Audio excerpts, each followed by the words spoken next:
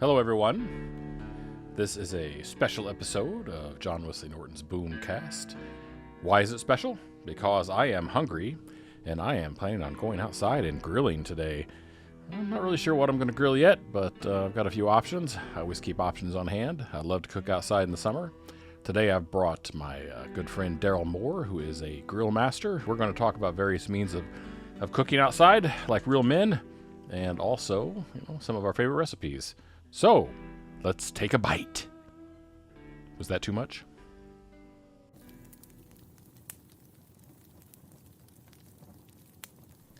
Daryle Moore, my good friend, how are you today? Doing great, my friend John. Doing very well. Can't complain. How about yourself? Yeah, not bad, not bad. Hey, you doing any grilling lately? Actually, I am. I am about to get on the grill as we are speaking. As am I. As soon as this show is done, I've got all my stuff laid out. What are you having today? So today I am going to grill some salmon on a cedar plank. Awesome! Wow. And then I am going to smoke it up and throw some steaks on there, some thick steaks. No kidding. Great! Boy, Yes. a little surf and turf. Is that what we're doing? Yes, sir. So, in light of my grand sugars who love lobster, I went and got some lobster tails. I will throw those on the grill as well. Outstanding! I like salmon a lot. I don't know if I've ever done the cedar plank thing. Do you have special cedar planks for that, or you just get like disposable ones, or how do you do that? I just get the, whatever the ones they sell it with. I think it's a lot of hype. Sometimes I've used it, sometimes I don't. Yeah. I've tried soaking it, the cedar plank, because I did it without soaking it once, and it literally burnt. Sure. So, yeah, I love salmon on the grill. I love salmon, period, no matter how you cook it. Right. But on the grill, when you get some nice smoke to it and you make a nice little, like a butter sauce to cook it, put on as it's cooking, man, it's delicious. Oh, geez. Amazing! Man, that sounds good. I may have to come over. Absolutely. So, your smoker, what are you smoking on? Do you have just a regular charcoal smoker or propane? What are you guys using? So I have what I call a stick burner. Oh, you do? I didn't know that. Okay, yeah, great. I've got a char griller, nice size one with a side pot, and then I also have a pellet smoker. Oh, right. Yeah, I have a pellet smoker a lot. I have a cabinet. What kind of pellet smoker do you have? A cabinet, or do you have the horizontal? So I've got the barrel. Do you have the barrel? I got the horizontal. Okay. Yeah. I think I'd probably prefer that. I've had trouble with this is the second one that I've had, and I don't know. It's not that I don't like it. I like it. I can put a lot of stuff in it. There's no problem. It works great. Except now I think there's a fuse out because the burner's not igniting, but I'll have to look at that. Oh, wow. But there's certain things that just don't fit in there. Like a brisket does not fit. No, and you're not going to be able to, yeah, nope. And that's the reason I didn't buy a cabinet, because there's a lot of really nice ones out there. But when I looked at them, I'm like, dude, I smoke turkeys, I smoke hams, whole hams, Right. whole turkeys, brisket. None of that's going in a cabinet. Yeah, and I didn't think about that ahead of time. I just thought it was kind of the cool little, just the new thing, just the new thing, and I like it. But I got to be honest with you, Daryle, I always go back to my little kettle grill. Absolutely. I always go back there. I end up back at the kettle grill, no matter what else I get, propane or the pellets or what. I just, like right now, I'm going to go out and light up the kettle. So I like the propane for certain things. I think like when you're like cooking burgers and brats and that sort of thing, I really like the way they cook on propane better than I do on the charcoal. Yeah. On the stick. I think the heat's a little bit more consistent. Yeah. I don't mind it. I have a very small, like tabletop propane cooker, almost like a camp stove that I have. That's just just to throw some steaks on now and then, and it works fine. But yeah, I've never. See, the odd thing though is I very rarely use my pellet smoker. Yeah, you have to have a plan for it. You know, you gotta like if you're gonna cook all day or something or make like a massive amount of food. I think that's when I always got mine out. You know, It just I mean, when I cook like that, I mean, I cook, and I know you do too. You're not Yeah. talking about just throwing a few burgers on the grill. That's not what Oh it's no, about. no. No, you're making food for a We're week. talking. Oh yeah. Or for me, I'm cooking for like 100 people. Yeah, I don't know, man. I just like it. I've tend to go back toward the more as primitive as I can get. You know, for some reason, I just like to, like I'm thinking of building a kind of a grill with cinder blocks.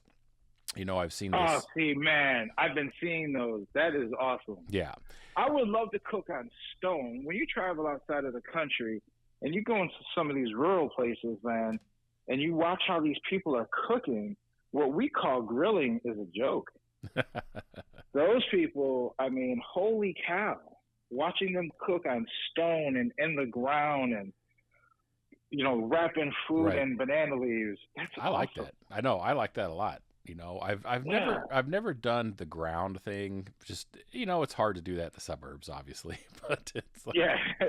I mean, out where I'm at now, I probably could. I live more out in the country, but my wife's not going to let me dig up a hole for that. Yeah, no, I've never done it. I've just had it, from traveling. Yeah, who's got the time for that anyway? I mean, you see these people are cooking like a whole hog in the ground and stuff, and that's you better have a mentorship, before you start jumping in on something like that. All right, so now you want to talk about length of cooking. So we have to talk about briskets. Oh yeah, 100%, 100%. Is that something you do on your that pellet? No, that's something I do on my stick burner. And that's the reason why my wife bought me a pellet, is because she got so tired of seeing me up, 18, 19 hours cooking Right. a brisket. But I think that there is so much, lack of a better word, love that goes into cooking something that long and staying up for, I'm up 18 hours. Wow. I don't sleep. Wow. Because, it sticks. You got to keep the fire going. You got to Sure. keep that temperature consistent. You got to make sure your brisket's not drying out. It's a process, man. Oh It's yeah, not, for sure. It's not simple. Yeah, there's a romantic quality to it. That's the word. It reminds me of like just what it was like being out, like like the cowboys out on the range. Just being one with nature. Cooking stuff over an open fire. Just that kind of stuff really appeals to me. Honestly, and I think the older I get, the more it appeals to me. When I cook I get those big bone-in cowboy steaks. Oh yeah, with the long bone. 100%. Yeah. So I cook those cowboy style. I cook those right on top of the coals. Oh, no kidding. Okay. Now, yeah, Yeah. I've seen that done. I just never see those. Now, where do you source those cowboy steaks? So for me, the best place to go get it is actually from a butcher. Okay. Go to a butcher shop, because you're going to get the nice marbled, nice cut of beef. But, if you don't want to go that route, then Sam's or Costco. I didn't know Costco had those, but I haven't been to Costco They in a long do, time. yes. Costco's a good place for that kind of stuff. Both of them are. Yeah. I really like Costco, but, there's certain things that I find that I'd rather get from Costco or rather get from Sam's. Some of it's to deal with just the pricing of it, Other times I think it's just the quality. I think Costco has a little bit higher quality than Sam's. So take me through your process of cooking directly on the coals with these cowboy steaks. Do you So marinate them at all, or how do you season them? Nah. Yes, I season them. So when I cook steaks, period, season is very basic. And this is why you should get your meat from a butcher, or ultimately what I have done in the past is buy a cow, buy your own side of beef. So my process is I don't marinate. I will wipe it down with some olive oil so it holds the seasoning, Yes. and then I season with salt, pepper, garlic. Okay. So the basics there. That's it. But of course, with That's it. beef, that's That's pretty common just for beef, right? It is, but people over-season their meat. Sure. People put a lot of different stuff on there, and then what you're tasting when you eat it is seasoning. You're not tasting the meat. So Right. you're seasoning Right. to just enhance the flavor of the meat, and it should supplement. It shouldn't overpower. Sure. So You know what I've always thought? I think if something is over-seasoned like that, depending on the way you cook it, like you're talking about cooking it on the coals, I think the seasoning gets burned. You Yes. know? It just burns. It seems to Yes. me like heavy seasoning is more on something that's going to be cooking all day, like a rub. So here's the trick when it comes to seasoning, especially any kind of thick cut of meat. I'll season it with salt and not table salt. I like to use Himalayan pink sea salt. Okay. Yep. I got that. And then use it, and I like to grind mine, so I grind it thick. Okay. And I'll marinate with that and sit that on the meat for a couple of hours before I do anything. And Nice. leave it out. You always want to cook your meat at room temperature. Right. Never take your meat out of the freezer and, cold, whatever. Right. After a few hours, that salt is going to draw it's going to basically dehydrate your meat. Yes. And then I put my garlic, and then I'll put my pepper in there and a little bit more salt. And then I'll put it directly right on the coals. Now, because you're going straight over the coals, you're going to flip it more often than you normally would, Okay. because you don't want the coals to stick, but that's what the olive oil is for. And then Right. you don't want all of that stuff to burn. And then what happens once you do that, once you put it on that heat, man, those muscles and fibers open up, and it draws all of that seasoning back into it. Nice. Yeah. Damn, that sounds good. Smoking. And man, it's so good, man. But it's time, man. It's that romance. It's taking the care to actually sit and do it correctly. Right. I mean, food we eat. I think most people eat out of necessity. Sure. They eat, Sure. to survive. Right. And eating, to me, is an experience. And you've seen some of the stuff that I've cooked and Absolutely. posted. Absolutely. It's an experience. You're going to talk about it. Your favorite vacation, you can associate it with some kind of food you had there. Sure. Well, you know what? You're 100% true there. I mean, I'm always thinking if we're going on vacation, I start looking at where the best restaurants are. Absolutely. Yeah, 100%. Yep. So I think when I cook, I cook like that every day. This is not just, hey, I'm going to do something special. That's how I cook. I cook with the intention of it being special, to create an experience. No kidding. I should be a chef. Yeah. You know what? I remember a long time ago. I remember when we were talking about doing, possibly doing barbecue festivals and competitions. Yep. We had talked about that a while. Of course, who has time? That's a big ask for people who That's are a as huge busy as you commitment, and I yeah. are. Yeah. I mean, that's what you do. You don't do nothing else. That's Right. your job. Is doing these festivals. That's all you got. That's awesome. I don't though. have time. I don't have time like that. I would love for us to get together and do like a cook-off. I know we talked about doing the chili thing as well. Yeah, we should do some stuff like that because that's fun, man. It's enjoyable. Yeah, I think that would be awesome. Get together, light a cigar, because Yep. we can talk about cigars, Yep. and hell, do a live podcast. Do it live, do a video. That Get a sounds bunch of good. guys That sounds together, good. Smoking cigars and eating. I What don't- was that one we used to watch? The Back Road Boys, whatever that thing was?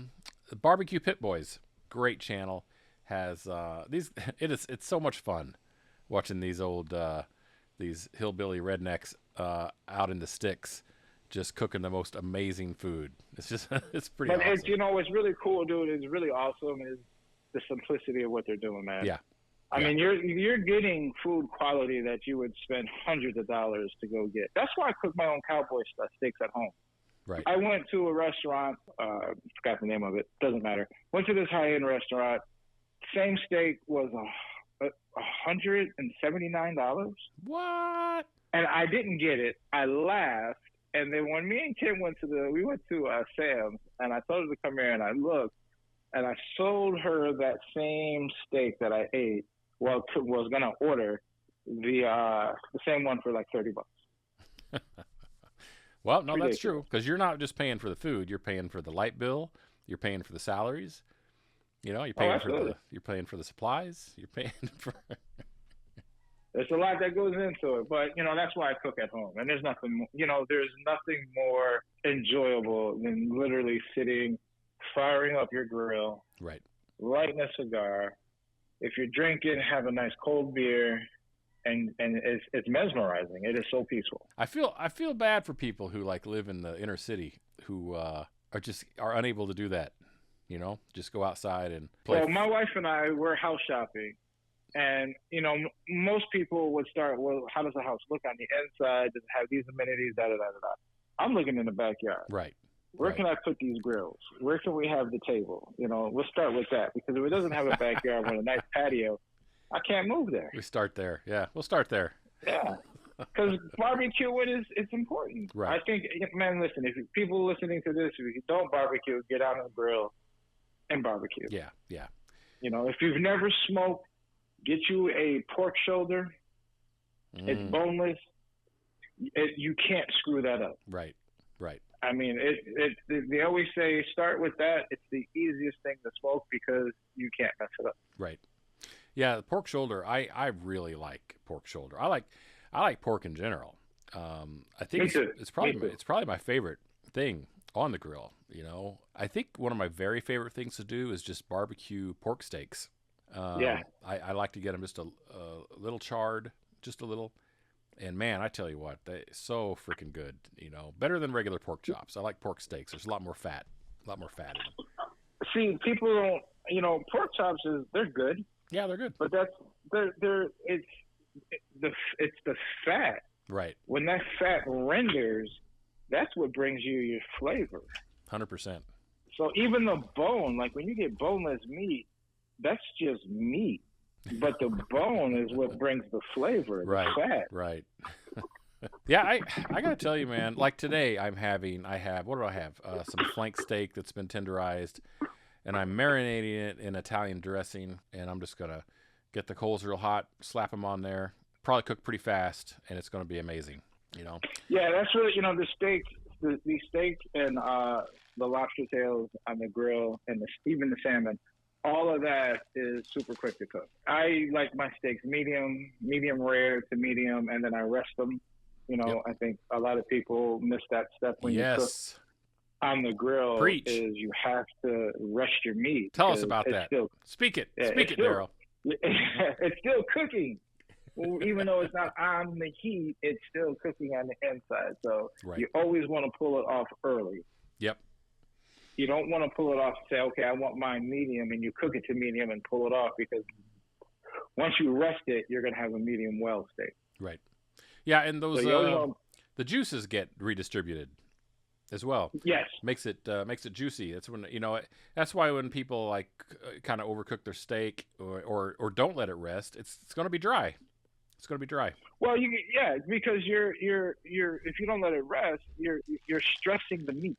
So it's all stress, so it's actually expelling everything. That's why when you cut a steak, when you first get it off the grill, all those juices run out, because the meat is so stressed that it's pushing it out. But when you rest it, all of those fibers then relax, and it sucks all those juices back in, so that when you cut it, the juices don't run out, but you can see it inside the meat. Oh my goodness. Yeah. Yeah, we can talk about grilling and how to actually cook proper meat for days. Yeah. 100%. Yeah, and we probably Holy will. cow. We will do this. I just wanted to hop on here and do a quick show with you because I'm going to grill today. You're going to grill today. I thought, hey man, why don't we chat about it? We haven't talked about it in a while. I think an interesting show would be, when do you not grill? I don't know the answer to that. When would you not? I would grill? only say in the midst of a hurricane or a tornado. Well, not even a hurricane, because if you ever lived in the South, they have hurricane parties. So you're going to grill during a hurricane. But I would say a tornado would probably be the only time I have not grilled. I've grilled in the rain, a thunderstorm, a snowstorm. Everybody thought I was nuts. It was hilarious. It was awesome. What's I had to shovel a path to the grill. you got a couple favorite things you like to do? On the grill? Yeah. Yeah. So honestly, my favorite thing to do on the grill is a nice steak. Awesome! I love it. Slow cook it. Second favorite would be a brisket. Outstanding! Man, nothing like a smoked brisket. And then finally, ribs. Amazing! Yep, I'm 100% with you on the ribs. And the brisket, Yeah. I don't do them very often because it's such a commitment. Me neither. That's why it's one of my favorite things to do, because it's just so rare that I do it. Right. Yeah, that's awesome. I was going to try. I actually did do a brisket on the kettle one time. It was difficult. I kept having to, you only have the coals on one side trying to keep the, but I kept having to add more and more coals. Of course you would. And I thought I could do it. And I did. But man, was that a lot of work. It's the same thing on the stick burner, dude. On when I have my offset, it's the exact same thing. It's just obviously easier to add coals and to add wood, because I constantly add wood. And here's the thing, just a little side nugget. When you guys are cooking on a grill and you're using charcoal, get you a fire pot. So if you're using lighter fluid and you put it on the charcoal and you burn it and you got meat on there, your meat's now going to taste like that lighter fluid. Right. Yeah. Light your charcoal in there first and let it get a nice, not ashy, but a nice, make sure all of the black is burnt off, and then dump it into your fire pot.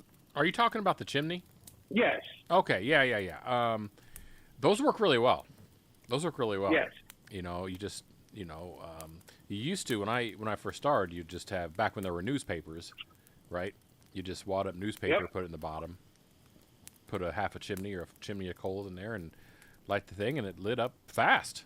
It was fast. Oh yeah, I use that all the time, except for when I first light the grill, just to regulate it. I obviously put all the things in there, and I just light the charcoals, move them around, set the temperature, get the temperature actually below where I want it, and then I put my wood. I use wood logs. I don't use the wood chips. Those to me burn and all of that. So I use just the whole log. I put the log on and then get the temperature set, and I let it usually just burn for a good 30, 40 minutes before I even put meat on it. Nice.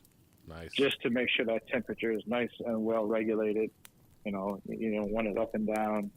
In essence, I'm trying to limit the amount of time I got to spend running outside looking at it. Right. Yeah. Any particular type of wood that you prefer, and where would you get it? So it really depends on what I'm cooking. I know a lot of people, their go-to is hickory or mesquite. But if I'm cooking pork, I like to use apple or cherry, something a little more sweeter. If you can find it, peach. If I'm cooking steak, this is the only time I use wood chips, but I love the Jack Daniels wood chips. Shout out to Jack Daniels and their wood chips. They're fabulous. They have their own wood chip? Yes, they do. And it's holy cow. It's infused? Yeah, it's soaked in Jack Daniels. No kidding. Wow. Yeah. That does sound and good.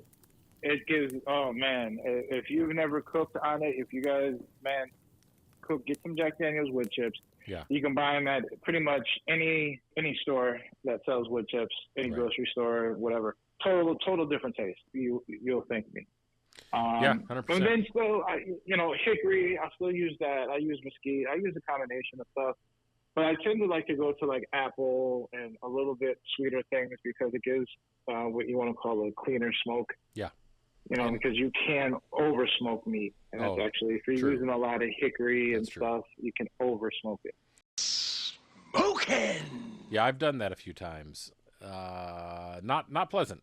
Not pleasant. And I did it with chicken. I did it with chicken. Yeah. Yeah. See, and again, I can't reiterate it enough. Cooking, when you cook, it's there's a lot of care that goes into it. It's more so than just throwing your stuff on there. It can definitely take. Where do you get your wood? So push comes to shove. If it's an impromptu cook, then I'm going to Myers or to Walmart. There are places. There's a place down the street from me. It's a building place. They sell firewood and they also sell smoking wood. So there's a lot of different stores you can get it from, or you can go to I guess what's it called, Farm and Fleet. I think that's they've got some there. Walmart, they sell wood chunks and wood logs. so I do get it off, get it from there. Or you can even order it online. Right. You can definitely go, Amazon. They got everything. So I bet the wood probably doesn't burn down as fast as the charcoals, right? Because the charcoals burn down pretty quick. no, yeah, it doesn't. Your charcoals will burn down quick. Your wood chips also will burn down quicker than your wood chunks. Your logs burn the slowest, and I prefer logs because even when you cook like a brisket and you wrap the meat, Yeah. you're still got to put it back on the grill.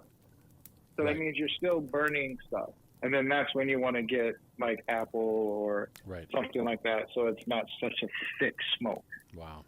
And then you don't want to put I've seen people put like 2 or 3 logs on, and I'm like, that's way too much smoke. Yeah.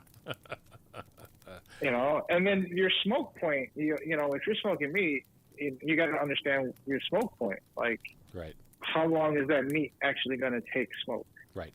Because you put something on the grill more than 3 hours, That's it. you're not smoking anymore. Yep. That's it. Yep. Yep. Now you're just grilling. And those are things that I don't know. A lot of people should know. I just wish more people would go out and do it. I know a lot of people do. I know some people. Yeah. Some people might feel a little intimidated. And I got to tell you, I screw a lot of cooks up because I try a lot of weird things. Yeah, but this is what people got to understand, John, is we don't post like if anybody's ever followed me, you will see I post a lot of pictures of food. Right. But I only post the good pictures. I don't post the ones that I screwed up, the ones I messed up on. I don't post that. So I'm gonna let you know now. I screw up meat all the time. In fact, last night I was cooking on the grill. Last night. That's how much I grill. I grill almost every day. Yeah. Cooked last night and burnt up some stuff. Yeah. It happens, dude. It happens. Yeah. But don't that's let that stop you. No. It's part of the fun. I mean, you just have to be attentive. I've always had trouble regulating temperature with charcoal. But I prefer working with charcoal than propane. But I still don't think I've quite mastered the heat. The recipes might call for 225, 275, and I'm just not great at trying to get a consistent temp with charcoal. You know what I mean? Yeah, it's hard. I think it's easier with my side pot and then the chimney, the stack I have on the grill side, because you can open that and close it, and to let air in. Obviously, the more air, the hotter; the less air, the cooler. Sure. So I'm able to really adjust. And truth be told, the reason why I let it cook for about 30, 40 minutes before I put anything on it is just to make sure that temperature is regulated. Yeah. Because if you don't, you're going to dry out your food by cooking it too fast. No, I remember when I was growing up, when I was young, when I was just a kid. My dad grilled a lot, grilled on the weekends, and just a kettle grill. And he'd start the fire and pile up the briquettes, and start the fire, and and I'd be like, "Well, is it ready? Nope. How about now? Nope." And I'm like, "The fire's out, Dad." Nope. You got to let them coals get to the point. I think a lot of people just jump in there, not realizing that those coals have to burn down a tad to get a consistent temp, like you were saying. Yep. It's fine. Then I guess it would be. I do have a tendency maybe to jump on a little bit, move a little bit too fast sometimes, but I do realize that you need to let those coals get to a certain point before they get. And I think I'm just the opposite. I think I move a little too slow, because then I'm always like, dang it, I got to put more coals. You're losing your fire before you even get going. Yeah, but I love it. Yeah, of course. I know you do a lot of sides too, because I've seen these gigantic foil pans of sides that you make. What are some of your favorite sides to make? For the grill, it would be garlic mashed potatoes, fresh. I don't cook anything out of the box, people. The only thing I get in the box would be macaroni or spaghetti or something like that. Right. All my sauces, are freshly made. I'll do baked beans. A lot of people love my baked beans. Yeah, I bet. Is that the secret recipe? Yes, I do. Yes, okay. That's what I thought. I have the secret recipe for the baked beans, but they are out of the can, but that doesn't mean you don't season them and put stuff in them and enhance what's in the can. So I definitely do that. I would tell you one of the things I do, I like to put my baked beans as ground beef. Oh, yeah. They're called cowboy beans. Get a little fat in there. I grew up on those as a kid. You know, eating that as a quick meal when I'm home by myself brings back awesome memories. Yeah. Other side would be mac and cheese. Oh, yeah. Yeah. I do what I call a 7-pound mac and cheese. If you have heart issues, or cholesterol, I don't recommend eating it. But there's literally 7 pounds of cheese in there. Jeez. Melted. It's layered. It's cheese and macaroni. What kind of cheese do you like to use? I use all of them. Do you really? I use Sharp. I use cheddar. I use the Fiesta blend. I use Colby. I use mozzarella and Parmesan. I use them all. Wow. Smoking. That sounds amazing. Oh yeah, dude. It's heavy, but it's good. You don't eat a lot. Like I make these huge pans, and my wife gets mad because she was like, "You always cook way too much." But I cook it for leftovers, and my wife's spoiled because I usually cook, if not every day, every other day. So she doesn't eat leftovers. So she was like, "Just make just enough." Yeah, I wished I had more time. I mean, I'm one of these. I try to grill at least once a weekend. Like today, my wife said that she had dinner planned. And I said, no, today's my day. Today's my day. So I went to the store and I picked out some stuff, and now I'm grilling. But holy cow, man! You seen the price of beef? I know. That's why you got to go out and buy a cow, man. I was just talking to my friend of mine last weekend, and we're gonna go buy a half a side of cow together. We're gonna split the cost. Yeah, my freezer went out, my deep freeze, so I can't do that unless I buy a new freezer. We did buy about $600 worth of steaks from a place, and we still have plenty of that in the other freezer in the kitchen. But it's a good deal when you buy it in bulk. I know you probably get a really good deal per pound. Oh, absolutely. Yeah, 100%. Man, I bought. I paid. It varies. You can pay up to when you buy beef, it's by live weight, the weight of the actual cow hanging. Or live weight, not hanging weight, I should say. Yeah. So you can get it for like $4 a pound, $3 if you really shop around and want to travel to go get it. A pound live weight. So it's going to cost you, like if you get a whole cow, it's going to cost you $3,000 or $4,000, $5,000 for a whole cow. But then you've got meat. You're not going to buy beef again probably for the next 4 or 5 years. Well, do you have a freezer at home that you can store all that beef? Yeah, so I have a chest. I have a big chest freezer, and then I had a freezer, a refrigerator freezer combo in my garage, and then one in the kitchen. Wow. I didn't realize how much meat a half a side of cow was. We used to do this when we grew up, but I never really paid attention. Right. I filled up the back of my SUV completely and another car with meat. Jeez. I emptied out everything in my freezers, all of them. Gave all of that food to my sister just so I can have a place to put all of this beef. And still ended up giving, I think it was 10 or 11 grocery bags of meat to a friend of mine. I had no place to put it. And this was a half cow? This was a half a side of a cow. Good Lord. And we ate that for a year and a half. Wow. before I had to go buy beef again. Yeah. Anything awesome. beef related. Wow. Yeah. Yeah. That's great. That's just the best way to do it. Yeah. Man, Oh, yeah.